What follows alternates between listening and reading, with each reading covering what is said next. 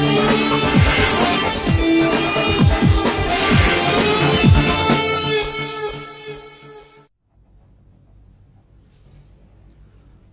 Morning. News and hair oil సమర్పిస్తున్న business breakfast షోకి స్వాగతం.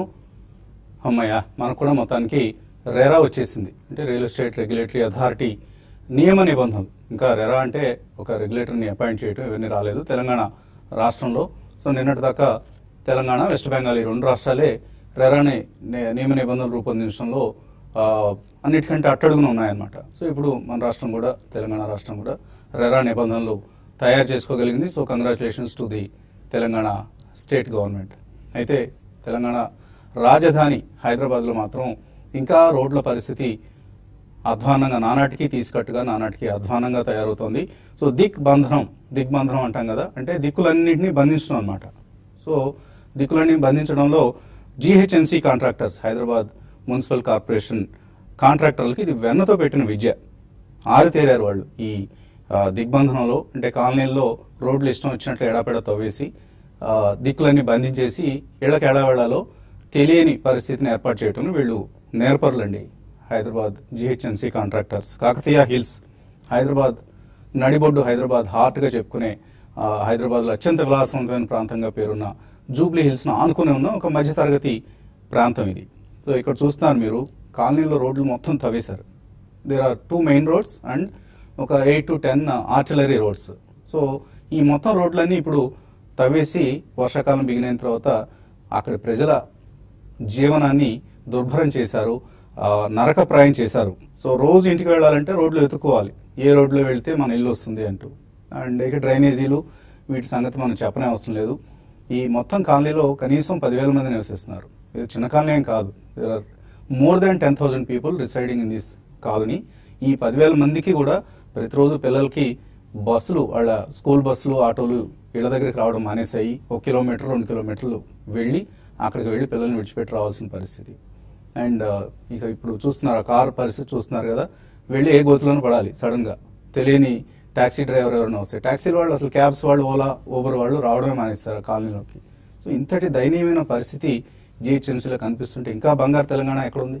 బంగారు తెలంగాణ రాజధానిలో ఇటువంటి పరిస్థితి ఉంటే, రాజధాని అంటే ఏదో శివార్లో కూడా కాదు మళ్ళీ. సరే ఈ ఉపల ప్రాంతం వాళ్ళు అవస్థలు పడుతుందంటే పాపం శివార్లో ఉన్నారులే, వాళ్ళని పట్టించుకోవడానికి మన నేతలకు చాలా సమయం పడుతుంది అనుకోవచ్చు. బట్ హైదరాబాద్ నడిబొడ్డునున్న ప్రాంతాల్లోని ఇటువంటి పరిస్థితి ఉంటే ఇంకా ప్రభుత్వం అసలు పడుకొని మొద్దు నిద్రలో ఉందన్నమాట, GHMC and concern municipal administration. So త్వరలో మనకు చాలా యంగ్ డైనమిక్ అమాచ్యులు ఉన్నారు మనకు, కేటీఆర్ గారు. సో అట్లీస్ట్ వారి దృష్టి ఇటువంటి సమస్యల మీద పడుతుందని, ఈ సమస్యల్ని హైదరాబాద్ వాసులు త్వరలోనే దూరం చేసుకుంటారని ఆశిద్దాం. సో కాకతీయ హిల్స్ లాంటి కాలనీల పరిస్థితి మెరుగవుతుందని ఆశిద్దాం. సో ఇక మన మార్కెట్స్ పరిస్థితికి వచ్చేద్దాం. ఎక్కువ సమయాన్ని వెచ్చించినా కూడా ఇది మరి ఎటువంటి సత్ఫలితాన్ని ఇస్తుందని అనిపించడం లేదు. ఇప్పటికీ చాలాసార్లు మనం ఇటువంటి పరిస్థితి గురించి మాట్లాడుకున్నాం. అండ్ ఏషియా పరిస్థితి మనం చూస్తే, స్టాక్ మార్కెట్స్ ఒకసారి హైదరాబాద్ నుంచి ఆసియా మీదకి వెళ్దాం. సో ఏషియాలో మిక్స్డ్ ఆర్ నెగిటివ్ క్యూస్ కనిపిస్తున్నాయి మనకి మార్నింగ్. సో యుఎస్లో లాస్ట్ నైట్ డౌ జోన్స్ పాజిటివ్గానే క్లోజ్ అయింది, వరుసగా 7th session. Nasdaq and S&P 500 మాత్రం కొంత నెగిటివ్గా క్లోజ్ అయ్యాయి. ఓవరాల్గా చూస్తే ఏషియాలో మాత్రం ప్రస్తుతం పరిస్థితి నెగిటివ్గా కనిపిస్తుంది. కోస్పీ మాత్రం నిన్నటి నష్టాల నుంచి కోలుకొని తేరుకొని కొంత లాభాలతో ట్రేడ్ అవుతోంది. సో యుఎస్లో పొలిటికల్ కన్సర్న్స్ మళ్ళీ మనకు వ్యక్తం అవుతున్నాయి. రష్యన్ కనెక్షన్స్, ఈ ప్రెసిడెంట్కి ఆయన టీంకి రష్యన్ కనెక్షన్స్ ఏవైతే ఉన్నాయో, రష్యన్ కనెక్షన్స్ మీద ప్రోబ్ అంతకంతకి ఉధృతం అవుతోంది. సో ఆ ప్రోబ్కి సంబంధించిన కన్సర్న్స్ కొంత యుఎస్లో కనిపిస్తున్నాయి. వీటి పరిణామాలు, రాజకీయ పరిణామాలు అక్కడి ఆర్థిక వ్యవస్థపై ఏ విధమైన ప్రభావం చూపిస్తాయన్న ఆందోళన కనిపిస్తోంది. So maybe next few weeks, few మంత్స్లో ఈ సమస్యకు ఒక పరిష్కారం కూడా వచ్చే అవకాశం ఉంది. మన మార్కెట్స్ మాత్రం నిన్న చాలా సెల్లింగ్ ప్రెషర్ మనం చూసాం. ఒక టైంలో అయితే చాలా ప్యానిక్ సెల్లింగ్ అనిపించింది. మిడ్ క్యాప్స్లో మనం చూస్తే అడ్వాన్స్ డిక్లైన్స్ రేషియో 3:1, అంటే 3 స్టాక్స్ డిక్లైన్స్లో ఉంటే ఒక స్టాకే పెరిగిందనమాట. సో అటువంటి బ్యాడ్ డేని మనం నేను మార్కెట్స్లో చూసాం. ప్రధానంగా banking stocks, state bank of India, ICICI, axis bank and even HDFC bank, వీటన్నిటిలో కూడా సీరియస్ ప్రాఫిట్ టేకింగ్ కనిపించింది. We cannot say that something is wrong with the monetary policy or something is wrong with the banks, కానీ ఒక profit taking అనేది మనకు కనిపించింది. ఈ banks అన్ని కూడా ఈ మధ్య బాగా పెరిగాయి, ప్రత్యేకించి HDFC bank, ICICI, even axis bank లాంటివి. అండ్ పిఎస్యూ బ్యాంక్స్ లో గత కొంతకాలంగా మనకు కొంత సెల్లింగ్ చూస్తున్నాం. ఇవి కూడా ఇయర్ టు డేట్ చూస్తే ఇప్పటికీ 20-30% లాభాల్లో ఉన్నాయి. పిఎన్బి లాంటి బ్యాంక్స్, బిఓబి లాంటి బ్యాంక్స్. సో అటువంటి కౌంటర్స్ అన్నింటిలో కూడా సీరియస్ గా మనం ప్రాఫిట్ బుకింగ్ వస్తుంది. ప్రత్యేకించి మిడ్ అండ్ స్మాల్ క్యాప్స్ లో కరెక్షన్ లాస్ట్ 4-5 days గా ఉధృతం అవుతుంది. అది కొంత మన కన్సర్న్ కి కారణంగా చెప్పుకోవచ్చు. అదర్వైజ్ ఇయర్ టు డేట్ చూస్తే సెన్సెక్స్ నిఫ్టీలు ఇంకా మనకు 22% return, one of the best years in the recent times. And ఎందుకు కారణం అంటే మనందరికీ తెలిసిందే, పదే అనుకుంటుంది, 1,00,000 కోట్ల రూపాయలు ఇప్పటికీ డొమెస్టిక్ మనీ ఈక్విటీ మార్కెట్స్ లోకి వచ్చింది డిఐఎస్ ద్వారా. అది మ్యూచువల్ ఫండ్స్ కావచ్చు, ఇన్సూరెన్స్ కంపెనీస్ కావచ్చు. సో ఎందువల్లనే మనం హ్యాంగ్ సెయింగ్ తర్వాత second best performing market in Asia in the year to date చూస్తే మనకు. సో లిక్విడిటీ స్టెరాయిడ్ మార్కెట్ మనకు డ్రైవ్ చేస్తున్న అంశం మనం చూస్తున్నాం. సో మేబీ ఒక ఫార్మా మినహాయిస్తే మనకు మిగతా సెక్టర్స్ అన్ని కూడా పాజిటివ్ గా మనకు ట్రేడ్ అవుతున్న పరిస్థితి. ఈ వారంలోనే కొంత పరిస్థితి మనకు తారుమారు అవుతుంది. అండ్ మరొక కన్సర్న్ మార్కెట్స్ లో కనిపిస్తుంది ఇప్పుడు రూపీ స్ట్రెంగ్త్ ఒక ఆందోళనకర పరిస్థితికి బహుశా వచ్చే అవకాశం కనిపిస్తుంది. రూపాయి ఇలా వరుసగా స్ట్రాంగ్ అయిపోతూ వెళ్తే ఎక్స్పోర్టింగ్ సెక్టర్ కి ఇది నెగిటివ్ పరిణామం అవుతుంది. టెక్స్టైల్స్ కావచ్చు, ఐటీ కావచ్చు, ఫార్మా కావచ్చు. ఆల్రెడీ మనం ఫార్మాలో ఎఫ్డిఐ ఇష్యూస్ చూస్తున్నాం. ఇప్పుడు ఎఫ్డిఐ తోడుగా ఈ కరెన్సీ ప్రాబ్లం కూడా ఫేస్ చేస్తే ఇక స్టాక్స్ ని బై చేసే వాళ్ళు ఇప్పట్లో మనకు కనపడరు. మరొకటి ఆఫ్ కోర్స్ ప్రైసింగ్ ఇరోషన్. నిన్న మనం చూసాం టేవా షేర్లు అవుట్లుక్ చాలా బ్యాడ్ గా ఉంటుందన్న ఉద్దేశంతో నిన్న 24% తగ్గాయి. అంటే 1/4 ఆఫ్ మార్కెట్ క్యాపిటలైజేషన్ ఒక రోజులో టేవా స్టాక్ లో తుడిచిపెట్టుకుపోయింది. ఫార్మా జైంట్ అది ఒకప్పుడు గ్లోబల్ ఫార్మా మార్కెట్ లో. అలాగే మైలాన్ షేర్స్ కూడా నిన్న ఆల్మోస్ట్ 6% నష్టపోయి, పెరిగో షేర్స్ 5.5% నష్టపోయి. సో గ్లోబల్ గా కొంతమంది ఫార్మాకి సంబంధించి pricing erosion and FTI issues for Indian companies and currency pressures ఇవన్నీ కూడా ఫార్మాని కొంత అన్అట్రాక్టివ్ సెక్టర్ గా తయారు చేస్తున్నాయి ప్రస్తుతానికి. సో చీపర్ జనరిక్ డ్రగ్స్ మార్కెట్లోకి వచ్చేస్తున్నాయి యుఎస్ తో సహా వరల్డ్ వైడ్ గా. ఇవన్నీ కూడా ఫార్మా కంపెనీస్ మార్జిన్స్ రాబోయే రోజుల్లో మరింతగా తగ్గించే అవకాశాలు మనకు కనిపిస్తున్నాయి. సో ఫార్మాతో పాటు నిన్న టైర్ రంగంలో కూడా సిఎట్ రిజల్ట్స్ ఫర్ బ్యాడ్. అలాగే బ్యాంకింగ్, ఎన్బిఎఫ్సి ప్రస్తుతానికి మనకు నెగిటివ్ గా ఈ సెక్టర్స్ కనిపిస్తున్నాయి. Of course, there are other sectors, maybe selective గా metal stocks and కొన్ని commodity stocks like tea, for instance. Tea stocks మనం ఒక స్ట్రెంగ్త్ రాబోయే రోజుల్లో చూడబోతున్నాం. సో ఇటువంటివి మనం కొంత అబ్జర్వ్ చేస్తూ పోర్ట్ఫోలియోస్ రూపొందించుకోవాల్సిన పరిస్థితి మనకు కనిపిస్తుంది. ఇక ఎనలిస్ట్ ఈ పరిస్థితిపై ఏం మాట్లాడుతున్నారో అడిగి తెలుసుకుందాం. సో మనం రూపీ అంతకంతకు స్ట్రెంగ్ అవుతుంది. డాలర్తో రూపాయి ఈ 1 year అంటే 12 months చూస్తే ఆల్మోస్ట్ 5% రికవర్ అయింది. మనం 66-67 ఉన్నది కాస్త ఇప్పుడు 63.6 ఎంతకో వచ్చేసింది. సో ఇది ఇండియన్ ఈక్విటీ మార్కెట్స్ మీద కావచ్చు, ఎకానమీ మీద కావచ్చు, ఎటువంటి ప్రభావం చూపిస్తుంది? ఇన్ జనరల్ అది పాజిటివ్ అనుకోవాలండి. ఎందుకంటే ఇన్ఫ్లేషన్ కంట్రోల్ అవడానికి రూపీ స్ట్రెంత్ అనేది చాలా హెల్ప్ అవుద్ది. మనం ఇంపోర్ట్ చేసుకునే గూడ్స్ అన్ని ఆబ్వియస్ గా చీప్ అవుతాయి.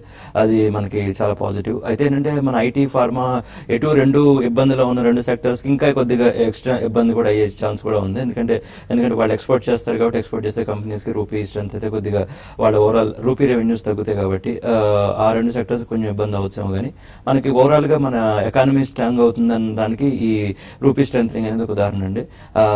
ఇప్పుడు ఉన్న ట్రెండ్ చూస్తే ఇంకొంచెం కూడా స్ట్రెంత్ అయ్యే అవకాశం కనపడుతుంది. 63 కింద కూడా వెళ్తుందేమో అని అనిపిస్తుంది.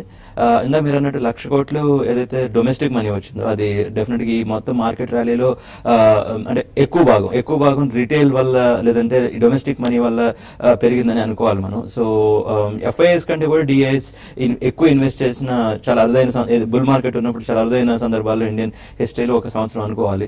సో ఆ సందర్భంగా చూస్తే ఇది పాజిటివ్ అనుకోవాలి. ఎందుకంటే మనకి ఎఫ్ఐఎస్ మీద ఉండే మన డిపెండెన్సీ ఏదైతే ఉందో తగ్గుతుంది. But at the same time ఇంత అగ్రెసివ్ గా ఒకేసారి పెట్టినా కూడా అంటే మార్కెట్ వాల్యుయేషన్స్ మనకు తెలియకుండా మన ఇండియన్స్ మనమే స్ట్రెచ్ చేసుకుంటున్నాం అని కొద్దిగా అనుమానం కూడా వస్తుంది.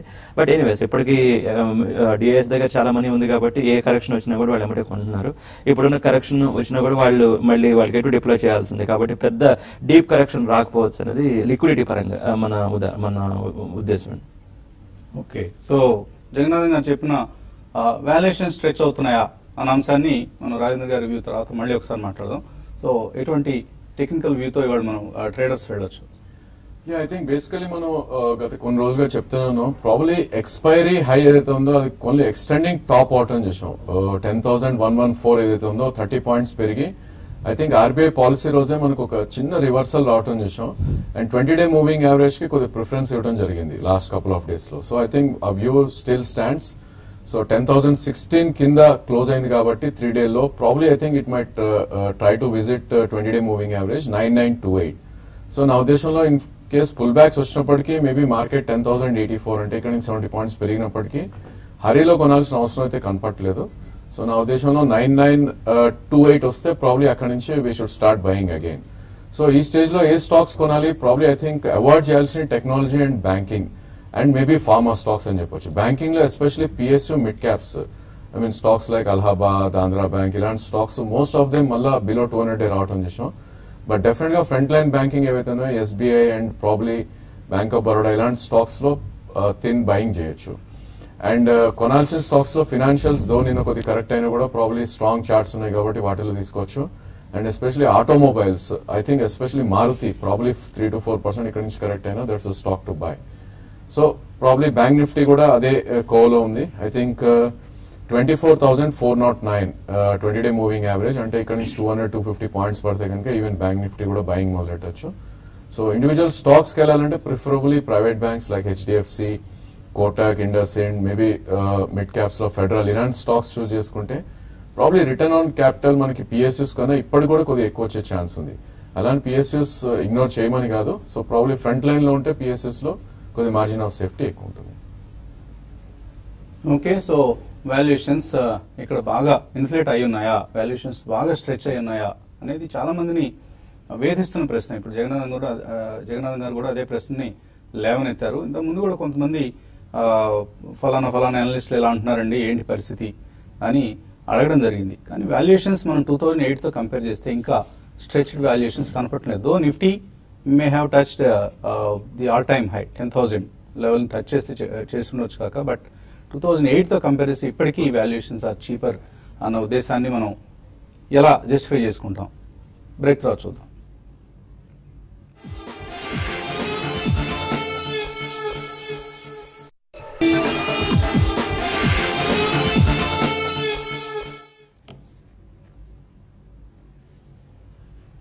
న్యూస్ అండ్ హెయిర్ ఆయిల్ సమర్పిస్తున్న బిజినెస్ బ్రేక్ఫాస్ట్ షోకి తిరిగి స్వాగతం.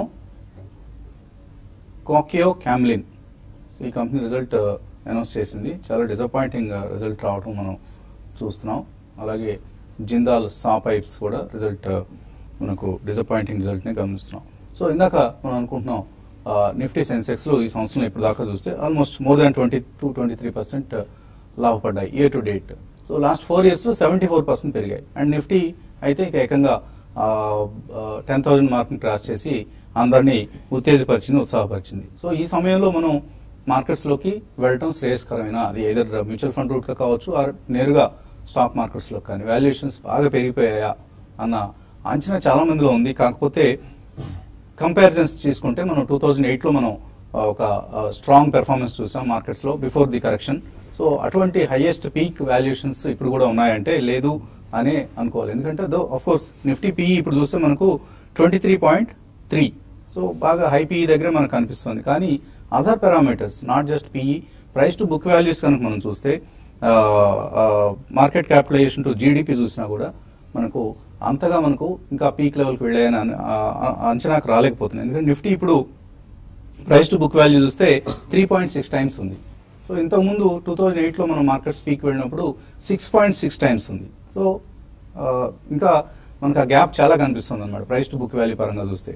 అలాగే మార్కెట్ క్యాప్ టు జీడిపి చూస్తే 90% ఇన్ కంపారిజన్ టు 150% అప్పుడు. సో మార్కెట్ క్యాప్ జీడిపి కంటే ఆల్మోస్ట్ 1.5 times ఎక్కువైంది అనమాట అప్పుడు ఆ సమయంలో.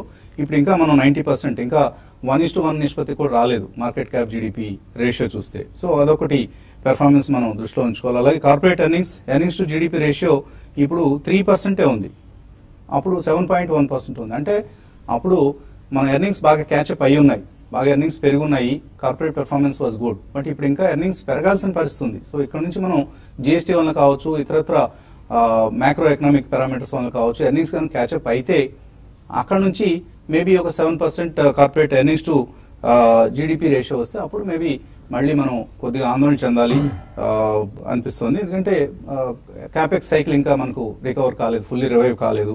అలాగే rate cycle 10 year G-sec yields చూసినా కూడా అప్పటికంటే ఇప్పుడు మనం ఇంకా వెనుకబడే ఉన్నాం. అండ్ కమాడిటీ సైకిల్ ప్రత్యేకించి 2007లో commodity cycle was at its peak అనమాట. ఇంకా అంతకంటే ఇక అక్కడికంటే పెరిగితే మరింత దారుణమైన పరిస్థితి ఉండేది. సడన్ గా లెమన్ బ్రదర్స్ క్రైసిస్ రావడం అనేది కొంత సేవ్ చేసింది. ఎందుకంటే బ్లూంబర్గ్ కమాడిటీ ఇండెక్స్ అప్పట్లో 2001 నుంచి 2008 టైంకి 3 times అయింది, 240కి వెళ్ళింది అనమాట. అయితే ఇప్పుడు మనకు 84 దగ్గరే ఉంది ఇంకా కమాడిటీ ఇండెక్స్ అనేది. సో కమాడిటీస్ లో మనం ఏమి ఒక పెద్ద బబుల్ చూడటం లేదు, అది ఒక ఫ్యాక్టర్ అనుకోవచ్చు. వీటన్నిటికీ మించి అప్పటికి ఇప్పటికి ప్రధానమైన వ్యత్యాసం ఏంటంటే ఎఫ్ఐఎస్ అప్పటి ర్యాలీని డ్రైవ్ చేస్తే ఇప్పుడు డిఐఎస్ డ్రైవ్ చేస్తున్నారు. సో ఎఫ్ఐఎస్ 70% కంట్రిబ్యూట్ చేస్తే అప్పటి ర్యాలీకి డిఐఎస్ ఓన్లీ 30% ఉంది. ఇప్పుడు రివర్స్ అయిపోయింది. అది డిఐఎస్ 70% కంట్రిబ్యూట్ చేస్తే, ఎందుకంటే దీనికి దానికి ఉండే తేడా ఏంటంటే ఎఫ్ఐ మనీకి డిఐ మనీకి, FI money is a short term money. So వాళ్ళు ఎప్పుడైనా పరిస్థితి అనుకూలంగా లేదంటే మొత్తం అమ్మేసి వెళ్ళిపోతారు. DIs will take a long term view comparatively, relatively వాళ్ళు కూడా ప్రాఫిట్ బుక్ చేస్తుంటారు ఎప్పటికప్పుడు. బట్ కొంత DI money is a stable money అని మనం భావిస్తూ ఉంటాం. ఇక్కడే ఉండే మనీ, మనందరి దగ్గర మనందరూ ఇన్వెస్ట్ చేసిన మనీ, మనం రిడెంప్షన్స్ అడిగితే తప్ప డిఐఎస్ అంతగా సెల్లింగ్ కి వెళ్ళవు ఉధృతంగా. సో ఇవి అప్పటి ర్యాలీకి ఇప్పటి ర్యాలీకి ప్రధానమైన వ్యత్యాసాలు.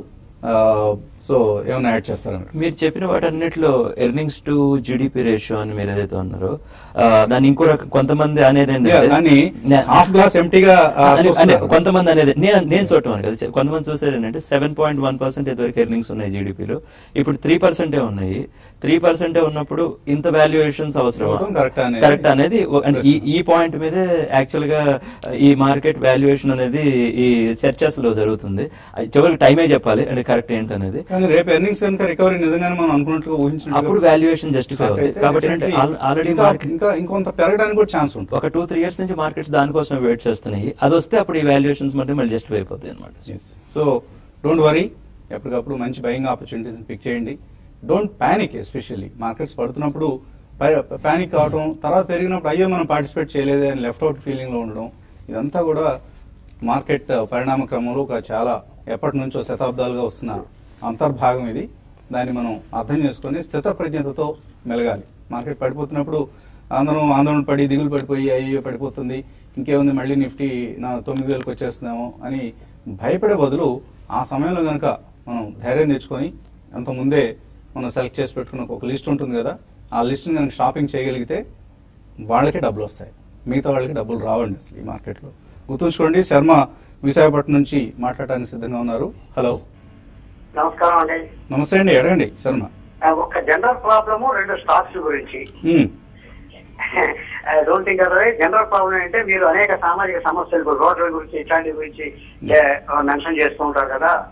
ఒక ప్రాబ్లం ఏంటంటే మనం అందరం కూడా ఈ టాటా స్కై లాంటివి, డిష్ టీవీ లాంటి కనెక్షన్స్ తీసుకుని అందరం టీవీ యూజ్ చేస్తుంటాం. కానీ చిన్న మేఘం పెట్టినా, చిన్న డ్రెజింగ్ అయినా, వర్షం వచ్చినా అంతసేపు కూడా ఫంక్షన్ చేయవు. మన టెక్నాలజీ ఇంత ఇంప్రూవ్ అయినటువంటి కండిషన్స్ లో మామూలు కేబుల్ ఆపరేటర్స్ ఇచ్చే టీవీలు బాగా పనిచేస్తున్నాయి. వీటికి ఎందుకని మనకి ఈ ప్రాబ్లం మనం మిస్టేక్ అవ్వలేకపోతున్నాం అర్థం కావట్లేదు. చాలా టైం, మంచి వాల్యుబుల్ టైం పోతూ ఉంటుంది కార్యక్రమాలు వినే టైంలో, వానాకాలం. ఎంత టెక్నాలజీ డెవలప్ అయినా అది ఎందుకు రెక్టిఫై కావట్లేదు. మీరు కూడా నాలాగే కేబుల్ కి మారిపోండి శర్మ గారు. నేను ఎప్పుడు డిటిహెచ్ ప్రసారాలకు వెళ్ళలేదు, అంటే నేను అది ఓపెన్ కాదు, బట్ నాకు కూడా మీ లాంటి సమస్యలే.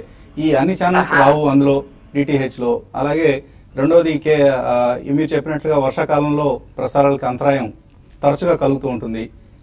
ఈ సమస్యలన్నింటినీ అధిగమించాలంటే చక్కగా మీ ఏరియాలో ఉన్న కేబుల్ ఆపరేటర్తో కొద్దిగా మంచిగా సంబంధం కలుపుకొని టెక్నాలజీకి వెళ్ళిపోండి, అదే బెటర్ అనిపిస్తుంది. మీరన్న ఉద్దేశంతో నేను కూడా ఏకీభవిస్తాను.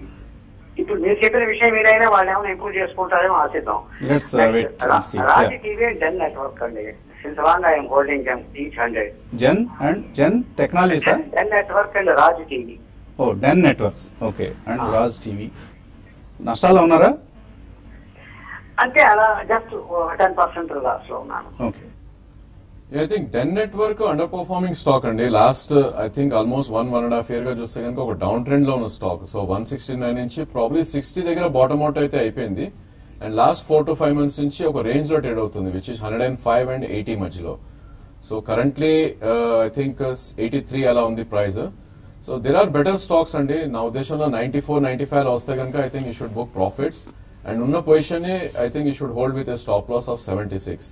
సో వీటికన్నా housing finance, financial sectors I think ఇక్కడ నుంచి కూడా బాగా చేస్తాయని అనిపిస్తుంది చార్ట్స్ పరంగా. సో ఈ స్టాక్ నుంచి వీలైతే I think you should try to exit. And Raj TV last 1 year లో it's move nowhere actually 50 to 80 range లో ట్రేడ్ అవుతుంది. అండ్ మంత్ ఆన్ మంత్ చూసినా కూడా వాల్యూమ్స్ కూడా పెద్ద అవ్వట్లేదు దీంట్లో. So average volume 5,000, 6,000 per day అయ్యే స్టాక్ ఇది. సో ఈ స్టాక్ కూడా I think you should have lot of patience. Maybe 3 year, 5 year view ఉంటే ఇలాంటి స్టాక్స్ తీసుకోవాలి. కానీ I think short term maybe medium term లో రిటర్న్స్ ఎక్కువ వచ్చే ఛాన్స్ అయితే కనపడలేదు. మన వాళ్ళందరూ వాల్యూ బై కోసం వచ్చేసారు. యూట్యూబ్ ప్రసారాలు వీక్షిస్తున్నట్లుగా మనకి ఇక్కడ నెంబర్స్ సడన్ గా పెరిగిపోతుంది బ్రేక్ తర్వాత. వాల్యూ బై ఇస్తారేమో అని. ఇవాళ లెటెస్ట్ వెయిట్ అండ్ వాచ్. కొద్దిగా ఈ మిడ్ క్యాప్ హంగామా అంతా కూడా మనకు సద్దుమణిగిన తర్వాత, చల్లారిన తర్వాత, ఈ పానిక్ నుంచి కొద్దిగా మనం బయటపడిన తర్వాత నెక్స్ట్ వీక్ నుంచి మళ్ళీ మనం వాల్యూ బైస్ గురించి డిస్కస్ చేసుకుందాం. ఎప్పటికప్పుడు వాల్యూ బై ఆపర్చునిటీస్ ని మీకు ప్రజెంట్ చేసే ఉద్దేశం కొనసాగుతుంది. ఇక కార్యక్రమానికి ఇక్కడితో ముగింపు పలికి మనం యూట్యూబ్ ప్రసారాల్లో మళ్ళీ కలుసుకుందాం చిన్న విరామం తర్వాత. Keep watching TV5.